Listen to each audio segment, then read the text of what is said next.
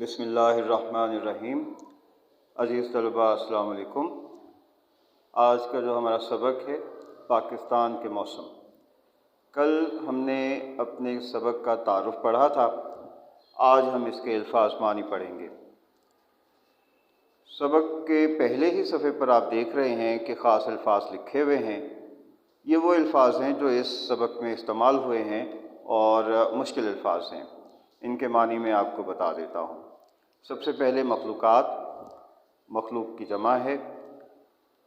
शऊर का मतलब आगाही, अफजाइश का मतलब किसी चीज़ का बढ़ना या नशोनुमा, हिद्दत का मतलब गर्मी, अफादियत का मतलब फ़ायदा या अहमियत, मतनू इसका मतलब है कई किस्म के, मुख्तलिफ़ किस्म के।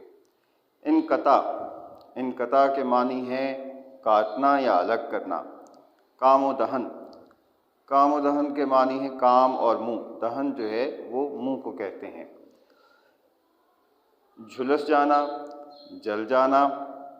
आलूचा ये एक किस्म का फल है जो कि सर्द इलाक़ों में पाया जाता है। हवस का मतलब है घुटन, ऊदे ऊदे का मतलब है जामनी।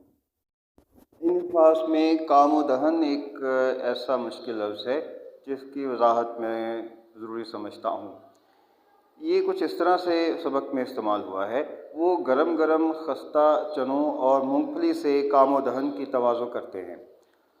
मतलब इसका ये है कि काम के दौरान भी चनों को खाते हैं, मूंगफली का जो है इस्तेमाल करते हैं और इस तरह से दहन यानी मुँह को की खातिर तवाज़ो भी करते हैं और काम के दौरान भी जो है उससे लुत्फ़अंदोज़ होते हैं।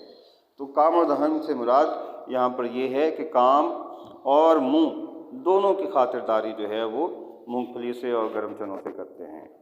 तो अज़ीज़ तलबा, ये आज के अल्फाज मानी थे, इनको आप अच्छी तरह से तैयार कर लीजिएगा। अल्लाह हाफ़िज़।